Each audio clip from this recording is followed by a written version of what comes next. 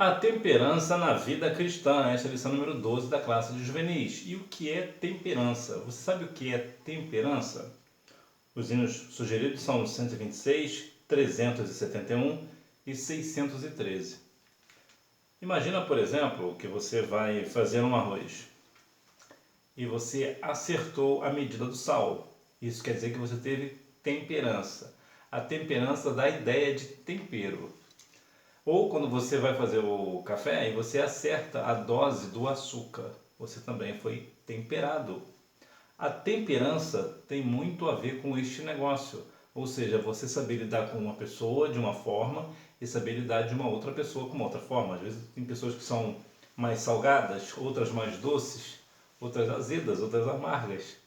E a vida é assim, todas são importantes.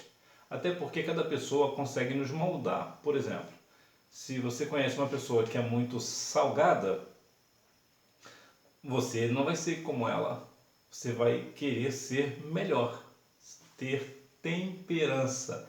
Você vai querer ser temperado, ser moderado. Então, a ideia de temperança dá essa ideia de tempero, de saber lidar, de não passar do ponto.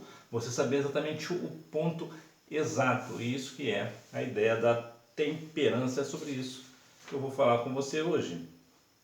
Temperança é fruto. Temperança, uma das características do fruto do Espírito. O fruto do Espírito nada mais é que a ação do Espírito Santo em nós para que sejamos semelhantes a Jesus. Jesus sabia falar com todos, com os fariseus, com os discípulos, com o povo, com os necessitados. E por quê? Porque Jesus tinha temperança. Essa temperança é uma característica do fruto do Espírito para nós. Cada um de nós devemos saber tratar um com os outros para quê? Para que nós venhamos ser iguais a Cristo. Nós devemos ser iguais a Cristo. Por isso a ideia de cristão. O que é cristão? O cristão é um pequeno Cristo. Então, e aqui vale lembrar que o pequeno Cristo aqui não é a ideia de ser adorado, não. Não é essa a ideia. A ideia é que nós precisamos ser iguais a Cristo. 1 Coríntios capítulo 11, versículo 1, o apóstolo Paulo disse: sejam meus imitadores, assim como eu sou de Cristo. Ou seja, Paulo era imitador de Cristo. E nós devemos da mesma forma ser o quê? Imitador de Cristo. Ou seja, numa situação, o que Jesus faria nessa situação? Então vai lá e faz o mesmo. Então nós devemos sempre ter essa temperança. Para quê? Para deixar o Espírito Santo guiar nossas vidas. Quando você deixa o Espírito Santo guiar a sua vida, você verá que você será parecido com Cristo. Por quê?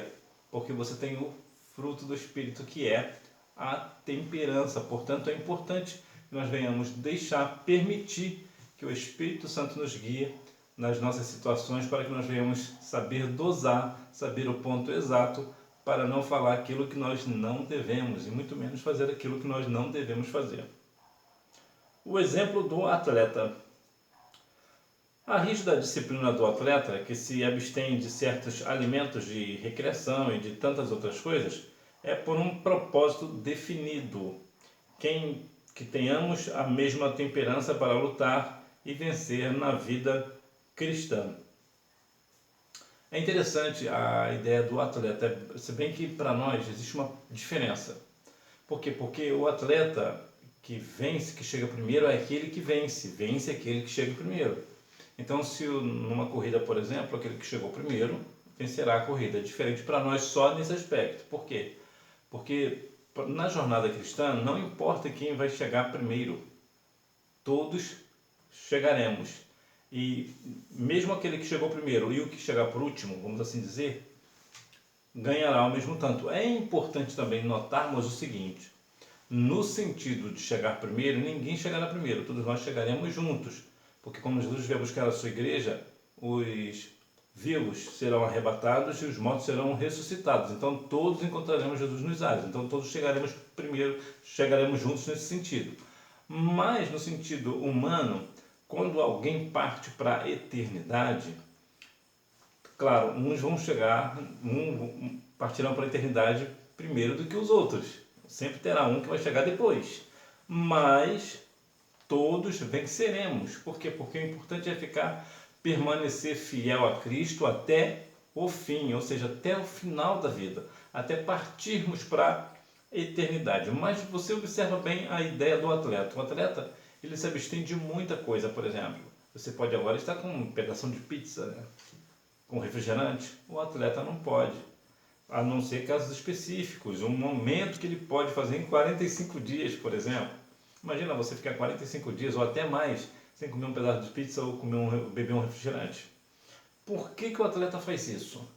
Para que ele venha ter uma melhor saúde. Porque sim, a pizza, tanto a pizza quanto o refrigerante, principalmente o refrigerante, aqui nesse sentido aqui, é péssimo para a saúde. É um veneno, né? O refrigerante de qualquer espécie, de qualquer marca, independente se é refrigerante, é péssimo para a saúde. Porque ele tem muito açúcar. E o açúcar é o grande vilão da vida. Vai ver que foi por isso que Jesus falou para a gente ser o sal da terra, né? E não o açúcar. Porque o açúcar, definitivamente, o açúcar ele é um veneno. Então, quanto menos açúcar você ingerir, mais saudável você é. Então, é muito provável que seja por isso que o atleta ele tem tanta disciplina na alimentação. Para quê? Porque ele quer vencer. Imagina, uma pessoa que é mais pesada, mais obesa, não vai conseguir correr uma maratona, por exemplo. Por quê? Por causa do peso. O próprio corpo, os ossos não suportarão peso. Por causa devido ao impacto. Então ele precisa ser magro. Por exemplo, existe uma regra ou outra, né, que é exceção, mas de modo geral, você já viu um jogador de futebol profissional gordo, bem pesado? É difícil. Existe um ou outro que aparece, né? Mas não no sentido profissional, dificilmente você verá um atleta assim que tenha mais massa, né, mais gordura, né, propriamente dito, né, uma pessoa gorda. Da mesma forma somos nós. Nós devemos também nos abster de coisas, né, de alimentos que são o quê? Manjares do rei, lá da Babilônia. Nós não devemos comer aquilo que não é para nós comermos, coisas sacrificadas a ídolos e coisas dessa natureza. Ou seja, para nós alcançarmos as mansões celestiais, nós precisamos ser como atletas. O que é isso? Termos uma alimentação saudável. Lembra lá de Daniel, né? Que comeu lá durante 10 dias, né? Legumes, águas e legumes. E depois dos 10 dias ficaram o quê? Melhores do que os outros que bebiam e comiam tudo quanto era tipo de alimento, né? Carne, tudo quanto era aquilo de bom de alimento, eles não comeram, mas ficaram com a saúde melhor. Inclusive até algumas pessoas dizem, né, que faz a dieta de Daniel, né? E só para lembrar, Daniel foi uma das pessoas a qual a Bíblia menciona que ele por sua própria justiça se salvaria. Ezequiel capítulo 14, versículos 14 e 20. Então aqui nós temos o exemplo do atleta. Então assim como o atleta se abstém de certos alimentos, tem muita disciplina, também muitos momentos de recreação que o atleta não tem, ele está disciplinado, então ele tem o quê? O que é disciplina nesse sentido? Disciplina nesse sentido é ter foco. Se o atleta é disciplinado é porque ele é um atleta que tem foco. Eu gosto muito do exemplo do Cristiano Ronaldo, que ele é um jogador disciplinado, ou seja, ele tem foco, ele é muito focado na sua profissão, por isso ele é o atleta que ele é. E nós devemos fazer o quê? Fazer o mesmo. Assim como o atleta se abstém de alguns prazeres, de alguns alimentos, é disciplinado, nós também devemos fazer o mesmo. Para que nós venhamos ter uma jornada, uma vida cristã saudável e não obesa. Eu vou te lembrar que a glutonaria é pecado, Lucas 21, 34. O que a Bíblia fala sobre a temperança? Exemplos de falta de autocontrole. No entanto, por falta de domínio próprio, deixou que seus impulsos controlassem sua mente e cometeu adultério com Batseba e depois homicídio, tirando a vida de Urias. Davi aqui foi um desmantelado, não tem outra, só o sangue do cordeiro. O homem segundo o coração de Deus, o que ele fez? Primeiro ele adulterou com a mulher que era mulher de seu braço direito. E depois ele fez o quê? Ele foi lá e matou a mulher de Urias, ou seja, ele matou o braço direito dele, ou seja, Davi foi um traidor. Duas vezes, né? Foi um traidor, duas vezes nesse sentido, então. Então veja que o que aconteceu depois disso. Seu filho Salomão perdeu o controle ao casar-se com mulheres ímpias e se afastou da presença de Deus. Quantas vezes os jovens hoje, às vezes pensam que é a implicância dos pais. porque ninguém quer me ver feliz, é por isso que vocês não querem. Não é isso, é por causa dos exemplos bíblicos. Do que eu estou dizendo? De jovens que querem a todo custo casar com pessoas não cristãs. Ou seja, um jovem quer casar com uma jovem que não é cristã, uma jovem cristã quer casar com um jovem que não é cristão. Eu me lembro até que tem uma situação aqui que é até bastante delicada de se falar, né? Eu me lembro que uma vez eu estava numa reunião de jovens e o pastor falou acerca desse negócio, que, porque vocês jovens ficam procurando rapazes lá no mundo, que aqui tem tantos rapazes, né, bonitos e tudo mais. E uma das jovens levantou-se e disse: ô pastor, o que adianta os jovens aqui ser cristão e ser aqui da igreja ser bonito? Se eles não querem nada com trabalho. Aí o pastor ficou sem palavras, porque verdadeiramente ela encurralou o pastor. Verdadeiramente, por quê? Porque não dá para ser uma pessoa que tem um compromisso sério e um homem que não quer trabalho. Isso aí eu concordo com ela em gênero, número e grau.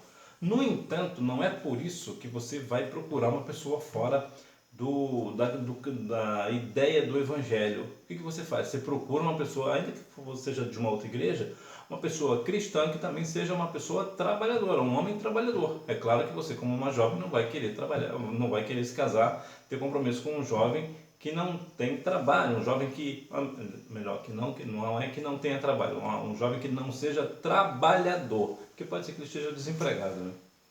Mas gosta de trabalho. Então, é claro, agora você vê que muitas vezes as meninas, principalmente, acabam sendo levadas pelos garotos, pelos rapazes que têm boa aparência, assim como o Absalão, né? Absalão também tinha boa aparência, e acabam suspirando por homens que não estão no contexto do evangelho, do cristianismo, e acabam se perdendo. Então veja que grandes coisas aconteceram com Davi por conta disso. Como não se lembrar de Sansão? Olha o que fez com Sansão. Sansão era um jovem escolhido por Deus, cheio do Espírito Santo, mas destemperado. Lembra lá da ideia de temperança? De tempero? Então, destemperado e desequilibrado, relacionou-se com mulheres que estragaram o seu futuro. O prazer da carne é muito bom para o momento, mas e depois? Depois vem a consequência. Então você precisa ter o quê?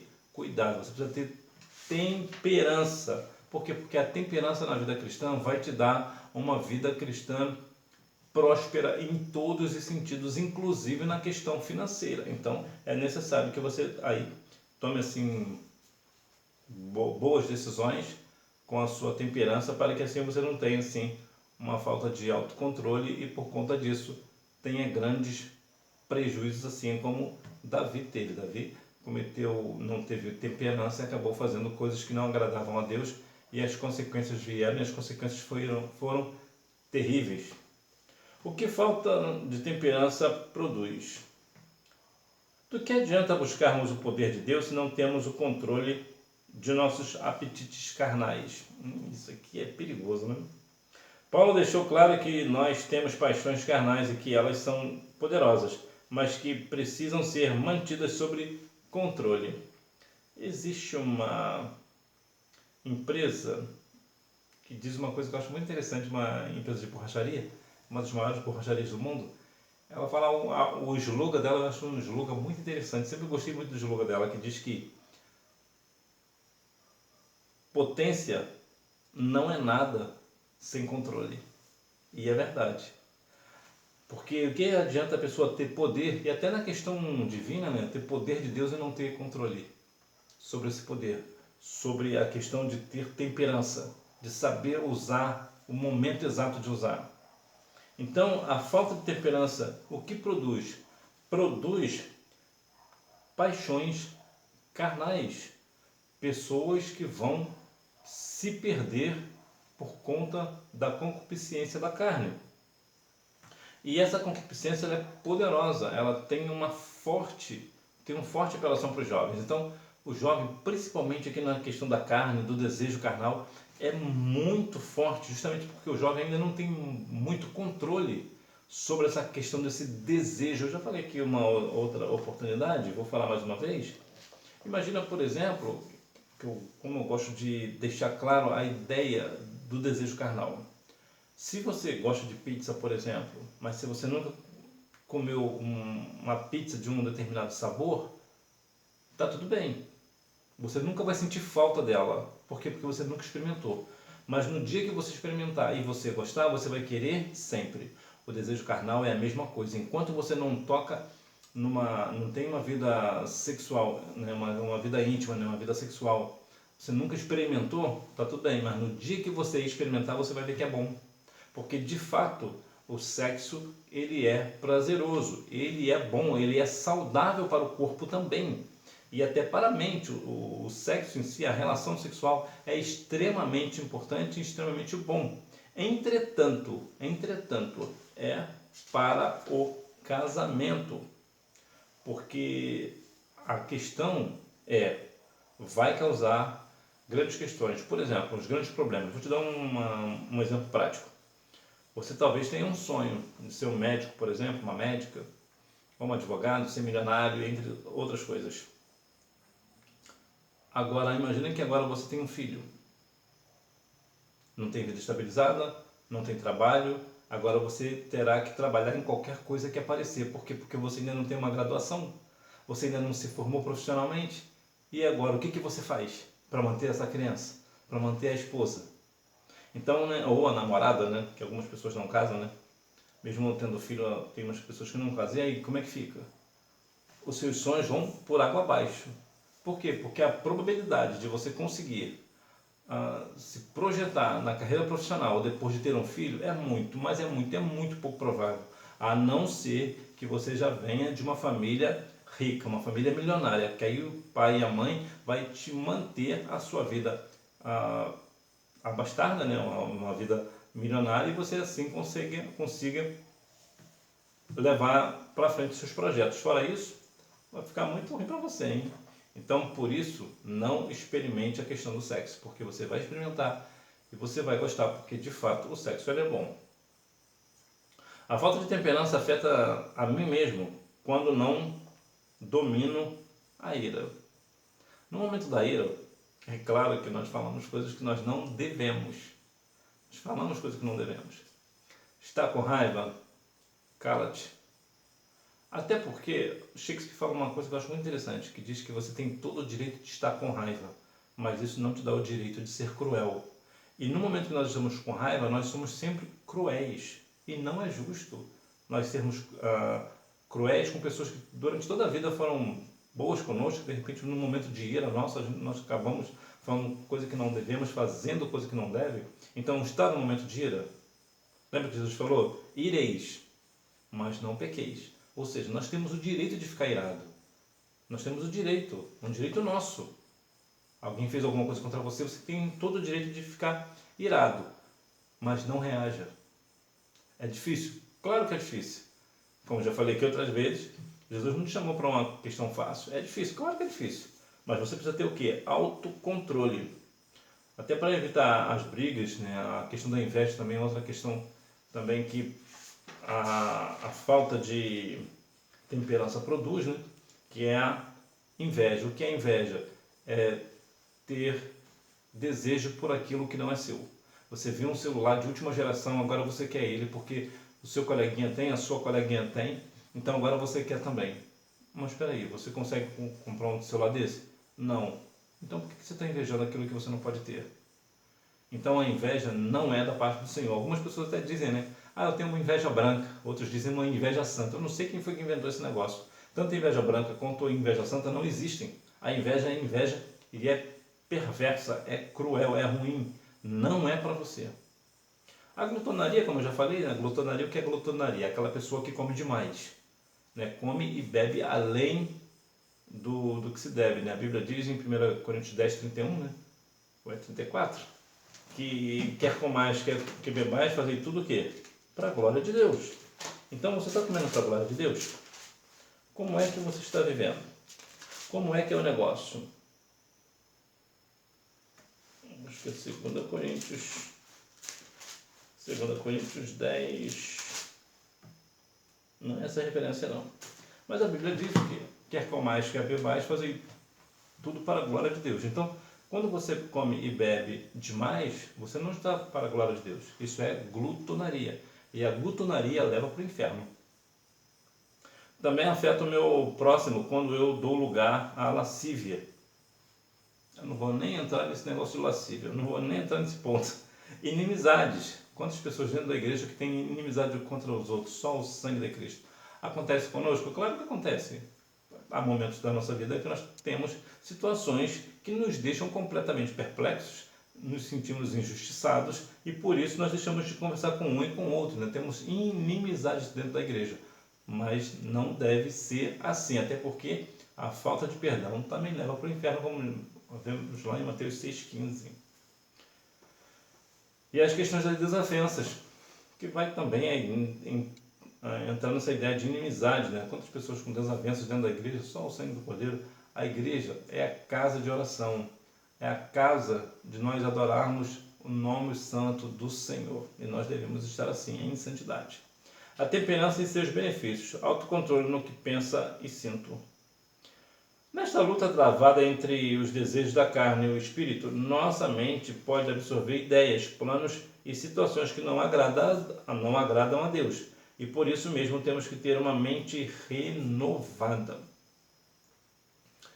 É bem verdade que os desejos da carne, só o sangue do Cordeiro, é bem possível que você já deve ter tido alguns pensamentos, é muito provável, até pela sua idade é possível.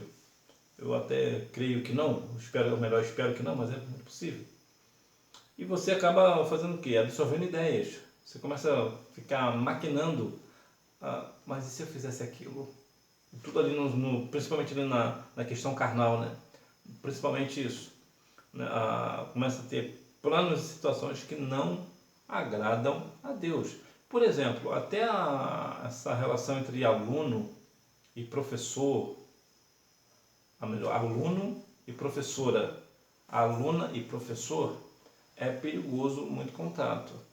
Até porque é notório que vira e mexe, pode acontecer uma admiração e que é de praxe, geralmente o aluno, a aluna tem admiração pelos professores, posso falar isso com uma certa tranquilidade, uma certa segurança, até porque eu sei da minha importância, sei de que tive muitos bons alunos, boas alunas, pessoas que sempre tinham admiração por mim e continuam tendo admiração por mim. E uma das coisas que me traz grande alegria é quando um aluno, uma aluna se casa e me chamam para o casamento. Eu fico muito honrado e ela sempre tem o mesmo sentido.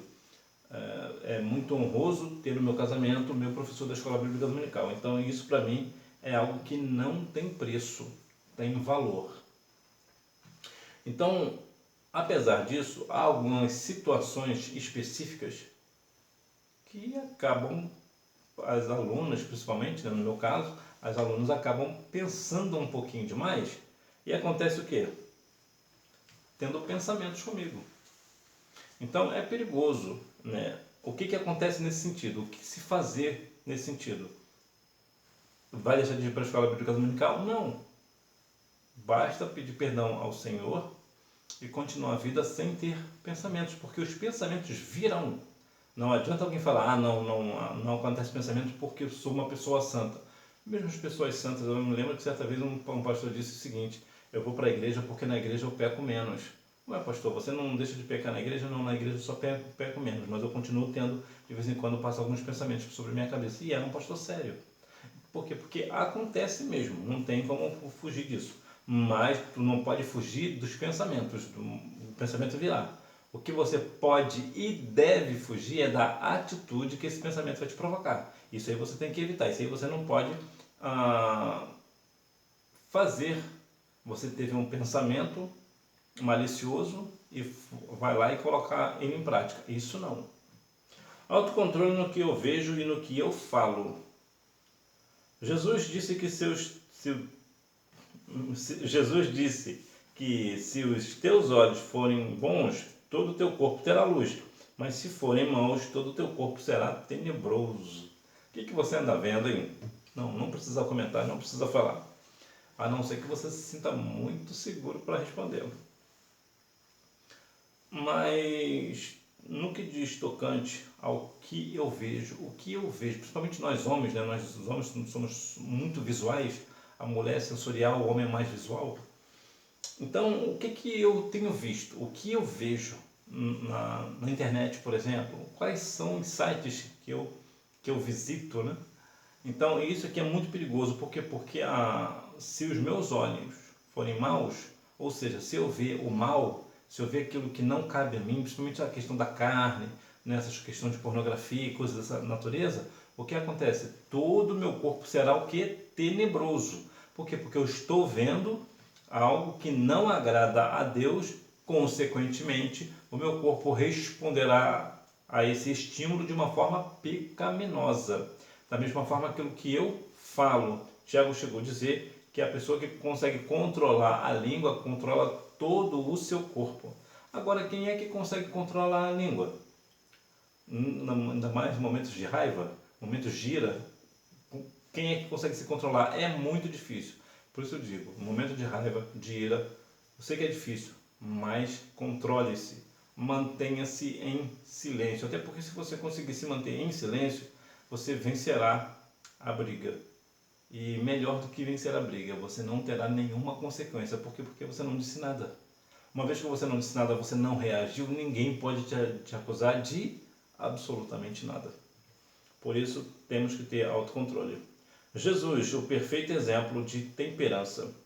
Jesus estava cheio do Espírito Santo e por isso venceu todas as tentações que eu e você também nos enchemos, né? Desse mesmo poder. Ser cheio do Espírito nos trará um exemplo de temperança. Nós teremos autocontrole e autocontrole é muito difícil ter autocontrole. Só tem autocontrole aquela pessoa que é cheia do Espírito, uma pessoa que consegue ser fria. Fria aqui no sentido não de emoções, né, ser frio de coração, não é isso. Ser frio é no sentido de calcular as consequências. Se eu fizer isso, vai acontecer aquilo, então deixa eu ficar quieto. Deixa eu me manter. Eu me lembro que uma vez eu estava numa situação, não dá para falar aqui da situação, e eu fui acusado de uma coisa que eu não fiz. E uma pessoa viu que eu não fiz. E chegou para essa pessoa e disse, não foi ele que fez não. Mas a pessoa achava que foi eu. E ela acabou comigo. Me deu sermão. E era uma pessoa já de idade que infelizmente partiu para a eternidade essa semana. E eu me mantive firme. Um autocontrole fora do comum. Eu fiquei assim com uma certa tristeza, né? Porque eu não fiz nada. Estava quieto no meu canto. Mas, graças a Deus, uma irmã, que justamente era a irmã dela, viu. Não foi ele que fez não. Ele não fez nada não, ele está certo. Aí conversou lá, depois ela veio, conversamos. Mesmo assim eu pedi perdão a ela, houve perdão entre eu e ela e acabou o problema. Isso foi em 1999, novembro de 1999, faz tempo, né? Mas, graças a Deus, nós nos acertamos e, infelizmente, essa semana partiu para a eternidade, voltou para o lado da casa do papai, né? Mas se manter com autocontrole realmente requer muita prática, é muita prática. Então, você vê, por exemplo, quando Jesus foi tentado pelo diabo, Jesus podia trazer aqui para nós, Jesus podia ter dado um papo no pé da orelha de Satanás, e Satanás ia rodar uns 3 dias, né? Mas não foi isso que ele fez, porque autocontrole. Apesar da afronta do adversário, Jesus se manteve firme, venceu o adversário aonde? Na palavra. Então, nós devemos também, da mesma forma, sermos também, ter autocontrole. Jesus, diante de seus acusadores, também o povo teve grande respeito por Cristo. Por quê? Por causa das suas atitudes, a forma como se porta. Então, numa situação que você sabe que você está correto, ou ainda que você esteja errado, mantenha-se calado.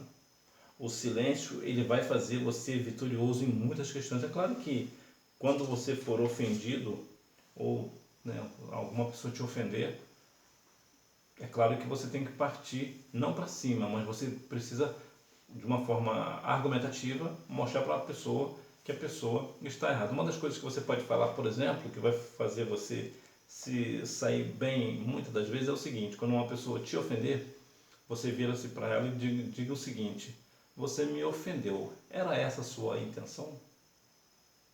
Se ela falar que foi a intenção, todo mundo verá que ela teve o intuito de te ofender. Então, quem fica mal é ela. E se ela disser que não, ela imediatamente vai te pedir desculpas. E acabou o problema. Então, isso costuma funcionar. Então, o importante é ter temperança. É você não errar o ponto. É você sempre se manter firme. Ah, mas eu sou uma menina. A menina tem a questão de falar muito, né? Normalmente. Da mesma forma, fique em silêncio. Eu sou uma menina, eu quero falar. Não fale. Continue firme. Não fale. Só fale se for uma questão de ofensa. Alguém te ofender. Alguém te impor algo que você não fez e você tem como provar. Então, isso é uma questão que nós devemos ter muito cuidado para que, por conta de uma questão, Jesus disse que por aquilo que nós falamos, nós somos inocentados ou condenados. Então, quando nós ficamos em silêncio, o silêncio fala por si. Para concluir, hoje estudamos este tema relevante que é a temperança na vida cristã. Em um mundo frenético, quando as pessoas expressam pouca paciência em todas as áreas da vida, temos o Senhor Jesus como nosso maior exemplo. Precisamos olhar para Ele e pedir ao Espírito Santo que trabalhe em nosso caráter, a fim de expressar temperança em tudo o que pensamos, falamos e fazemos. Falando aqui sobre a questão aqui, até para dar uma pincelada sobre a questão da paciência. Lembra da paciência de Jó? A paciência de Jó trouxe a ele, apesar de que prova foi aquele, só o sangue do cordeiro. Mas você vê que Jó teve paciência. E a paciência, hoje nós vivemos um mundo tão agitado, tão frenético, tudo é para ontem, principalmente jovem, né? Que é tudo para ontem, tudo é muito rápido, né? O mundo passa, o tempo passa, tudo está passando muito rápido, muito depressa. O mundo que eu digo é um sistema, né? Um sistema está passando, hoje é um sistema, amanhã já é outro. Então, como é que nós estamos nos comportando diante da presença do Senhor? Que nós devemos ter paciência para aqueles que pecam contra nós, paciência para aquelas pessoas que estejam fracas na fé, que nós venhamos ficar firmes assim, tendo paciência um para com os outros. Hora da revisão. Número 1. Devemos cultivar o fruto do Espírito. Número 2. A rígida disciplina do atleta que se abstém de certos alimentos de recreação e de tantas outras coisas. É por um propósito definido.